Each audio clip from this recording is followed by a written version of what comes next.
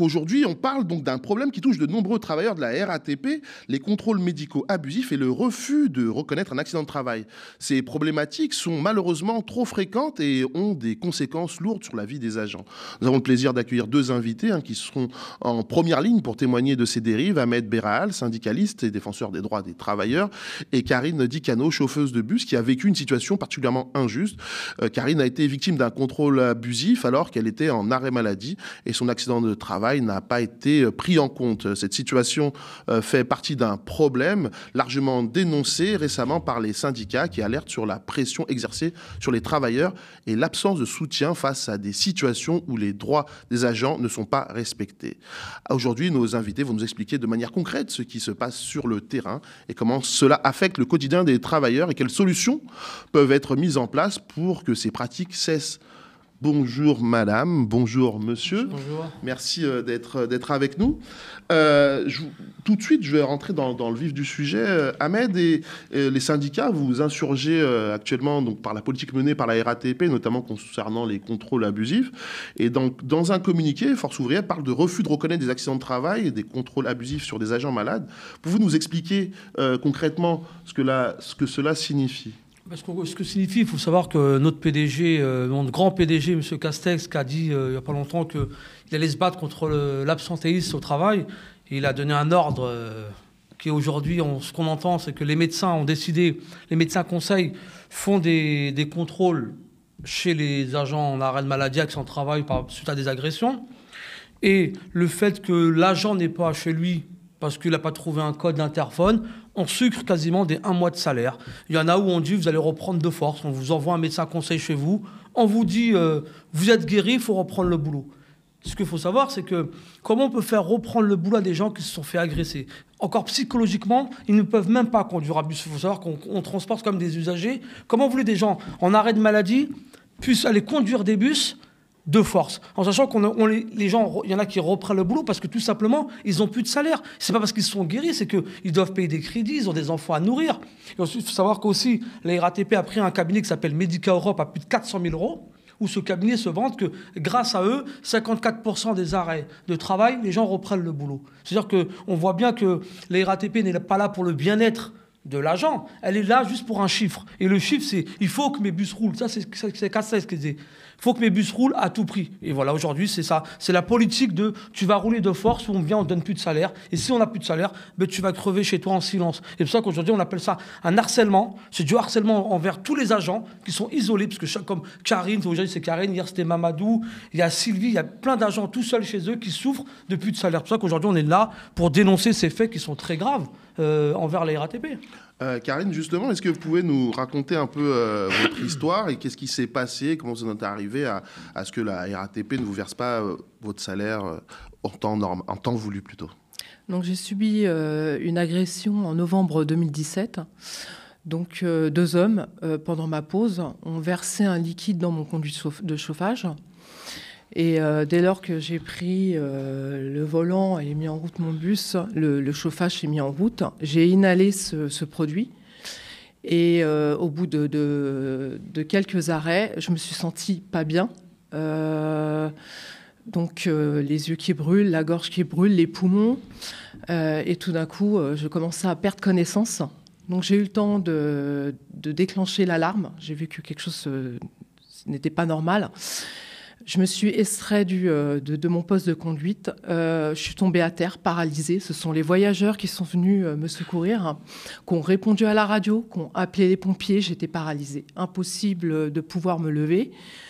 Et dès là, les pompiers sont intervenus.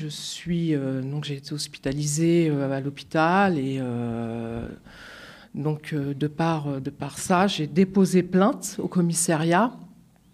En décembre, ils ont extrait les vidéos du bus afin qu'elles soient visionnées. J'ai eu un retour du commissariat en juin 2018 qui m'annonce qu'en fait, il y aurait certainement une suspicion d'attentat. Donc de ça, si vous voulez, ça a rajouté chez moi une peur et un traumatisme en plus. Donc il m'a dit j'en saurais pas plus, que ça allait partir dans un service spécial et que voilà quoi. Donc j'ai continué quand même à travailler. Vous avez repris le travail après ça? Ouais, en fait, j'ai été suivie en premier temps par une psychiatre, l'IAPR, que la RATP m'a conseillé. Et cette psychiatre, donc au bout de quelques séances, m'a conseillé de reprendre en mi-temps thérapeutique, qu'il valait mieux pas que je reste chez moi. Donc c'est ce que j'ai fait. J'ai repris en mi-temps thérapeutique. Puis au bout d'un an, j'ai repris à plein temps. Et c'est là que tout a commencé, sachant que ma hiérarchie, je leur ai demandé de l'aide. Je me sentais pas bien. Je voyais bien que j'avais la boule au ventre dès lors que j'allais au travail. J'avais peur de descendre de mon bus, de prendre mes pauses. J'avais demandé si c'était possible que je puisse accéder aux toilettes du RERB. Donc j'avais fait une demande auprès du cadre. Tout m'a été refusé. J'avais demandé de ne pas faire cette ligne-là, la ligne où j'ai subi cette agression. On m'a refusé pour manque de personnel. Donc si vous voulez, tout ce que je demandais, c'était refusé. Et en fait, j'étais en train de m'effondrer psychologiquement. Et je ne me rendais pas compte, mais au fil des mois, j'étais en train de déclarer des symptômes de dépression, mais je ne connaissais pas ce que c'était la dépression, en gros. J'avais consulté mon médecin et j'avais demandé à faire des examens. Je pensais que j'avais un problème au cerveau. Et j'ai continué comme ça jusqu'à un moment où... c'était la chute. Et donc vous êtes mis en... Donc mon médecin a voulu m'hospitaliser parce qu'il faut savoir que quand on commence à faire une dépression, ça se ressent sur son travail. Je me perdais en fait dans mon travail, j'avais un manque d'orientation. Il m'est arrivé de griller des feux rouges. Moi, je les voyais verts et en fait, c'est là que j'ai compris qu'il y avait quelque chose qui allait pas. Jusqu'à un moment où j'ai fait écran noir au volant. D'accord. Donc là, mon médecin, il m'a dit on arrête tout de suite. On arrête, on vous met sous traitement. Et à ce moment-là, il m'a mis en rechute d'accident de travail. Puisqu'il faut savoir que mon agression a été quand même reconnue en accident de travail. D'accord. Et la rechute m'a été refusée par ma caisse. Voilà. D'accord. Et c'est à ce moment-là que vous avez subi un contrôle des médecins conseils qui sont venus vous... Pas du tout. Alors, je n'ai eu aucun contrôle. D'accord. Je n'ai eu de leur part, quand je les ai contactés, pour quelles raisons ils me mettaient sans salaire, qu'ils suspendaient mes salaires. Je n'ai pas eu une invitation de leur part afin qu'ils prennent conscience de mon état de santé. Rien du tout. Ils avaient pris cette décision-là et c'était comme ça, quoi. Si je n'étais pas d'accord, soit je reprenais le travail ou bien je rentrais dans une procédure.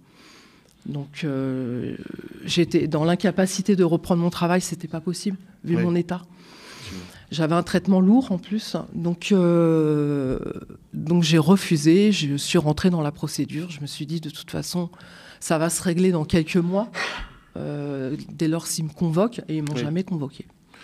Ahmed, est-ce que justement le cas de Karine, c'est des cas fréquents? Ce que je veux dire par là, est-ce que là il y a une rechute d'accident de travail, donc la RATP ne veut pas le reconnaître? Est-ce que ça arrive souvent que les accidents de travail ne soient pas reconnus à la RATP? Bien sûr, on a une panoplie d'accidents de travail qui ne sont quasiment pas reconnus. C'est-à-dire que nous, il y a la CCS et c'est équivalent de la CPEPM dans le privé. Nous, à la RATP, les accidents de travail sont rarement reconnus. Il faut que, quand il y a un accident de travail, il faudrait un témoin. Sans témoin, on ne reconnaît pas votre accident de travail. Après, bien sûr qu'il y a beaucoup d'agents à qui on va dire de reprendre le travail, ils passent devant un médecin conseil à la CCS, où ce médecin, sans vous ausculter, sans même vous toucher, on va vous dire, vous reprenez le travail, vous avez guéri. Comment un médecin peut dire à un agent, sans même le toucher, vous lui dire, non, on lui dit, vous reprenez le travail de force, ou sinon, on vous suspend tout salaire.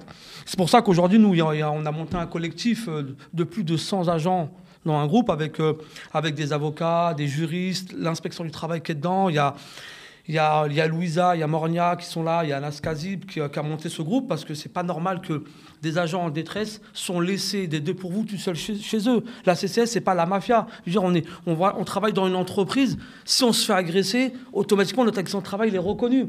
Aujourd'hui, la politique de l'entreprise, c'est que vous allez reprendre de force, parce que c'est l'ouverture à la concurrence au 1er mai 2026. C'est soit vous allez reprendre le travail, soit on va vous licencier, tout simplement. Juste pour que les gens comprennent, en fait, parce que vous venez de parler du CCAS, enfin la CCAS et de la RATP, comment ça fonctionne et pourquoi FO, par exemple, dit que c'est des pratiques mafieuses. Qu'est-ce que ça veut dire exactement pour qu'on comprenne un peu le lien entre ces deux organismes? Quand FO dit que c'est des pratiques mafieuses, il faut savoir que la CCAS, c'est comme le patron, c'est M. Cassel, comme qui paye ces médecins-là. C'est-à-dire que quand on va chez un médecin à la CCAS, le médecin, quand il vous dit à vous, vous êtes guéri sans vous toucher, on se pose bien la question, est-ce que c'est un médecin? Moi, quand je vais voir mon médecin que je connais depuis 20 ans, il me reçoit, il me dit bonjour monsieur Béral, asseyez-vous. Nous, quand on va dans lui, j'ai l'impression que je vais dans une garde à vue, c'est la police nationale. Si je lui réponds pas, il est capable d'appeler la police pour me mettre en prison. Je veux dire, pour moi, c'est pas des médecins. Un médecin, on a confiance en lui. Aujourd'hui, imaginez-vous quand on va voir ces médecins-là, on demande d'être accompagné d'un avocat pour avoir leur témoignage, pour avoir un témoin. C'est-à-dire que pour nous, on a compris qu'aujourd'hui, les gens de la RATP ne les voient plus comme des médecins, mais les voient comme des tortionnaires. Vous allez reprendre le boulot de force. Et c'est pour ça que FO dit que c'est une mafia organisée, parce que nous, on considère que la RATP de mèche avec la CCS, ce sont une famille liée contre les agents de la RATP. Ce n'est pas que les machinistes. Hein. Je parle pour les maîtrises ou les cadres. Dans toute la RATP, ça se passe comme ça. C'est se battre contre le présentéisme ou se battre contre toutes ces personnes-là qui sont pas au boulot. Ben, on envoie du lourd et on envoie ces médecins-là. Moi, est-ce que ce sont des médecins? Je ne sais pas. Mais en tout cas, moi, j'ai un ami qui s'appelle Charlie, qui est chez lui il s'est fait opérer de ses 2 doigts de pied. Le médecin dit qu'il n'a pas trouvé son interphone. On lui a mis un courrier, on lui a dit on te sucre 300 € sur ton salaire. C'est quoi comme médecin, ça? Et voilà, c'est pour ça qu'on est là pour le dénoncer. Il faut que ça s'arrête, parce que ces gens-là, ils sont en dépression. Ils peuvent se suicider chez eux à cause de la RATP.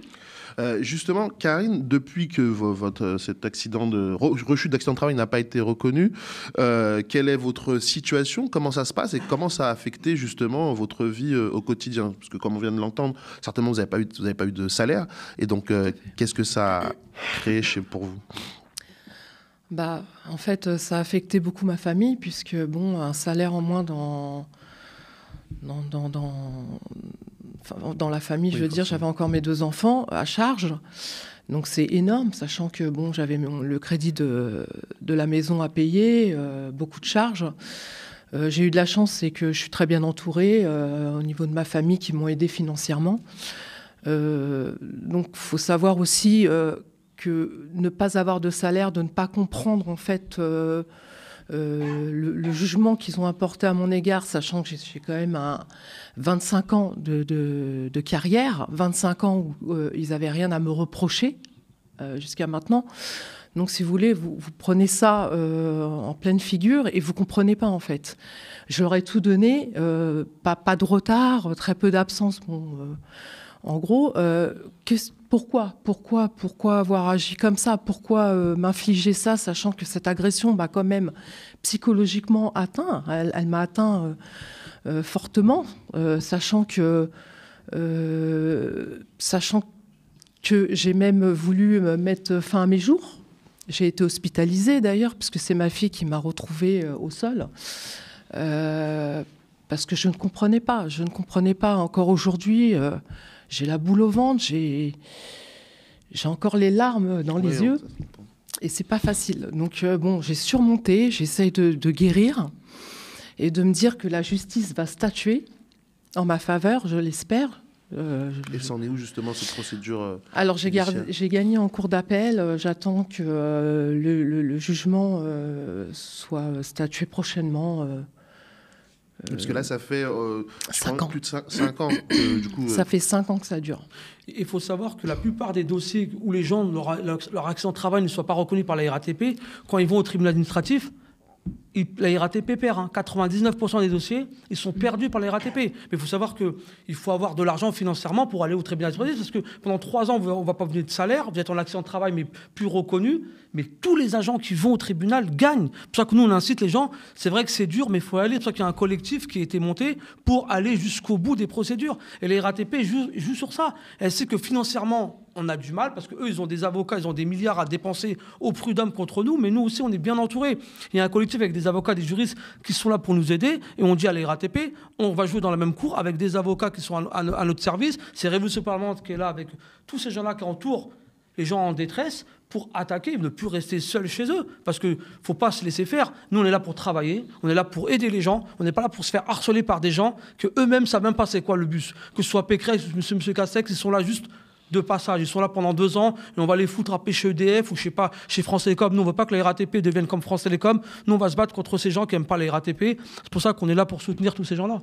Et est-ce que vous prévoyez des actions fortes, je ne sais pas, justement avec les autres syndicats, justement contre la politique que pratique actuellement la RATP? Qu'est-ce que vous envisagez là? Bien sûr que là, on va monter un dossier contre la RATP, sur tous les dossiers qui se passent à la RATP, sur les actions de travail, le harcèlement, parce qu'on considère que c'est du harcèlement chez chaque machiniste, parce que quand on prend chaque dossier, il y a 100 personnes, on reprend et on voit que c'est la même chose, on arrête le salaire, on vous attaque psychologiquement.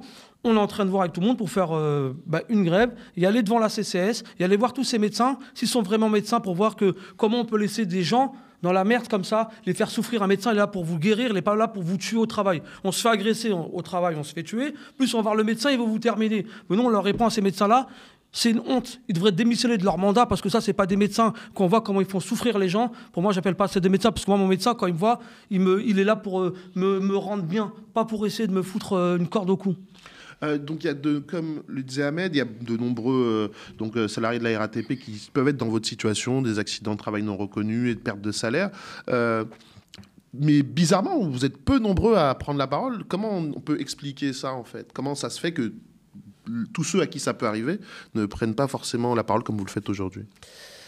Alors, en fait, je pense que c'est la peur. En premier temps, la peur que notre hiérarchie se retourne contre nous. Et puis, les médias, effectivement, peuvent être...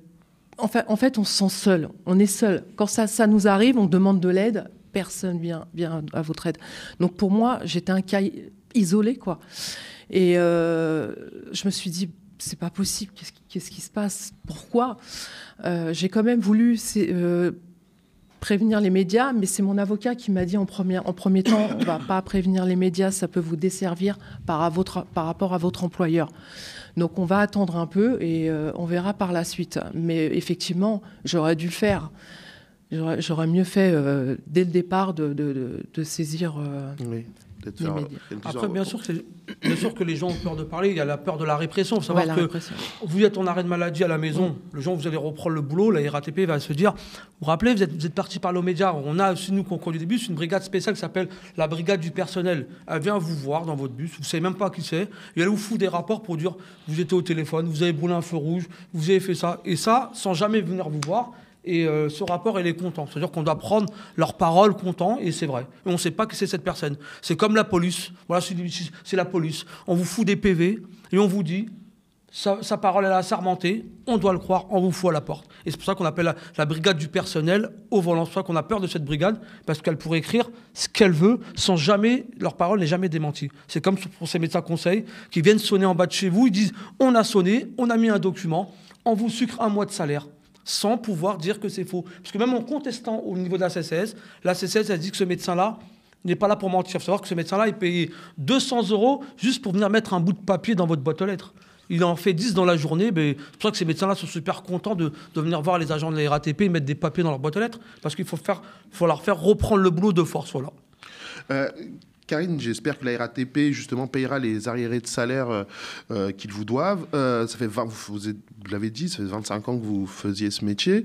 Est-ce que après tout ça, si vous obtenez gain de cause, vous avez envie de retourner dans cette profession-là, ou vous avez plutôt envie de faire autre chose, de voir un autre horizon que celui de la RATP?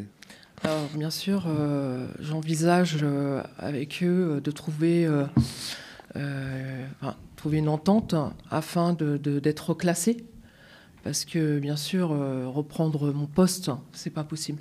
Ouais. C'est juste pas possible. De toute façon, j'ai été déclarée par une expertise médicale inapte à mon travail, donc avec une obligation de reclassement.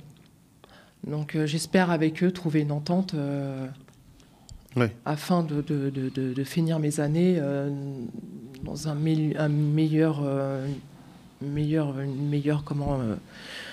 lieu Oui, dans un emploi qui sera plus adapté à ma situation. À votre situation. Ahmed, justement, là, les différents cas que vous avez à gérer, ou en tout cas que vous mettez en avant, pour vous-même, en tant que syndicaliste, il n'y a pas des représailles ou des menaces, des pressions de la direction? Ou comme vous êtes, entre guillemets, syndicaliste, vous êtes protégé? Après des pressions, on a essayé de me virer. J'ai déjà pris 2 mois de mise à pied par rapport à la dernière grève 2019. On a essayé de me virer. C'est Madame Borne, même si elle est de droite. Elle a quand même dit on ne vire pas M. Beralamette parce que j'avais dénoncé des agressions sexuelles à la RATP. Et la personne que j'avais dénoncée, on m'a dit que je l'avais harcelé moralement. Mais moi, j'avais quand même des femmes qui avaient des dépôts de plainte. Mais bon, lui, on m'avait accusé que je n'avais pas serré la main à 4h30 du matin. Et bien sûr que la pression, on l'a subie, que ce soit syndicaliste ou machiste. Mais bon, moi, je pense que quand on devient syndicaliste, les gens votent pour vous. Vous êtes dans l'obligation d'être leur porte-parole. Ou sinon, on ne se met pas sur une liste de syndicats pour dire « votez pour moi » et pour aller manger des petits fours avec le patron. Moi, je vends que je suis un vrai syndicaliste. Je ne dis pas qu'il y a des faux syndicalistes, mais il y en a qui préfèrent plus manger des petits fours avec la direction que d'aller défendre tous ces agents qui sont dans le mal-être. C'est pour ça que je subis beaucoup des attaques de la direction, mais ça ne me dérange pas. Ça veut dire que plus je suis attaqué par la direction, et plus ça veut dire que je suis un vrai syndicaliste. Et ceux qui ne sont pas attaqués, c'est que ce sont les syndicalistes maison de la RATP. Ils se reconnaîtront quand je parlerai, parce qu'ils me connaissent. Est-ce que justement la mise en concurrence de la RATP prochainement, ça joue justement sur la politique actuelle qui est menée, et notamment sur le traitement des salariés? Bon, bien sûr qu'on sait qu'au 1er mai 2026, l'ouverture à la concurrence ouvre. Il faudrait retirer tous les statuts comme nous. Soi-disant, on a des gros salaires, on a entre 1 900 et 2 000 euros. Il faudrait virer ces gens-là, des gens comme nous, et prendre des gens en intérim ou des CDD, c'est-à-dire prendre des statuts précaires pour pouvoir faire le travail en 2026 pour que le repreneur soit content. Ils sont en train de se baser à peu près 50%. Mais nous, ce qu'on répond à ces repreneurs, quoi qu'il arrive, il faut embaucher ces intérimaires. On les voit, ces intérimaires qui sont dans les dépôts. On leur donne que des 2 fois, c'est très, très dur pour eux. Et pour ça que la RATP, aujourd'hui, c'est du capitalisme, rien d'autre. Ils sont là pour régresser la masse salariale, nous, pour prendre des CDD et des intérimaires. Et c'est pour ça que nous, on dira aux nouveaux repreneurs qui ne s'inquiètent pas qu'on viendra bloquer ces dépôts parce qu'on ne va pas les laisser faire. J'ai encore 2-3 questions rapides. Karine, justement, s'il y a d'autres salariés travaillant à la RATP qui peuvent se retrouver dans une situation, quels conseils vous pourriez leur donner pour éviter que, justement, ça prenne peut-être autant de temps que pour vous, ou qu'ils puissent, justement, faire valoir leurs droits? Alors, moi, je leur dis, s'ils peuvent, c'est prendre un avocat tout de suite. N'attendez pas. N'attendez pas. Dès le jour où vous recevez ce fameux courrier qui vous informe qu'on va suspendre votre salaire, contactez un avocat le jour même. Ça peut être réglé dans le mois qui suit. Voyez, moi, j'ai attendu. J'ai pas eu de chance parce qu'il y a eu aussi le Covid entre-temps. Ouais. Donc, ça ne m'a pas facilité la vie. Mais je leur conseille vivement de prendre un avocat. C'est gratuit. Et surtout, prenez une protection juridique. Cette protection juridique va vous permettre de financer vos frais d'avocat. Mais surtout, faites-le. Voilà. Juste pour compléter, moi, Ahmed. Pour compléter, c'est vrai qu'il faut prendre un avocat. Moi, je leur dirais aussi de venir rejoindre ce collectif qui est là pour leur défense, où il y a tout ce qu'il faut. Il y a des avocats, comme je dis, il y a des juristes. C'est un collectif qui est monté, qui est super bien parce qu'on voit que ça avance. On est invité dans les médias pour en parler. Comme je dis, il y a Louisa qui fait un boulot monstre, qui est en train de monter un dossier contre les RATP. Il y a Béné qui fait des articles. Il y a Mornia, son travail, qui conseille ce qu'il faut faire contre les RATP. Voilà, on a toute cette équipe-là pour dire, voilà, rejoignez-nous, qu'on appelle tous les gens des RATP qui sont en mal-être, de venir rejoindre ce groupe et qu'on fasse une grève massive pour dire à la direction de la RATP, stop à ces magouilles avec les médecins conseils. Et pour terminer, est-ce que vous avez peut-être entendu parler de le ministre du Transport, Philippe Tabarot, qui vient d'être visé par une enquête de détournement de fonds publics. Quand on travaille à la RATP, qu'on entend que son ministre, entre guillemets, donc est visé par une enquête de détournement de fonds publics, qu'est-ce qu'on en pense? Ouais, je viens de voir ça ce matin en venant. Je me suis dit, on a des ministres, c'est à l'image de ce qu'on disait. La RATP est de mèche avec le médecin conseil. On a un ministre qui fait des détournements tournement de fond et on va venir taper sur le petit salarié qui est venu en retard et on voudra le virer. Je veux dire, avant de s'attaquer aux ouvriers qui font tourner une boîte, qui s'attaquent à toute cette mafia des ministres, ils sont tous corrompus les uns comme les autres. On devrait tous les mettre en prison et laisser nous prendre leur place pour gérer ce pays qui va tellement mal que les gens sont en train de souffrir. Très bien. En tout cas, merci beaucoup, Ahmed Berhaj. Je rappelle, vous êtes syndicaliste à la RATP, syndicaliste CGT. Merci beaucoup, Karine Dicano. J'espère de tout cœur que vous allez avoir gain de cause dans cette affaire, parce que 5 ans sans salaire, c'est quand même beaucoup quand on a plus de 25 ans de boîte. Donc, en tout cas, de tout cœur, j'espère que vous obtiendrez gain de cause. Merci à tous les deux d'avoir été avec nous. Merci à vous de nous avoir.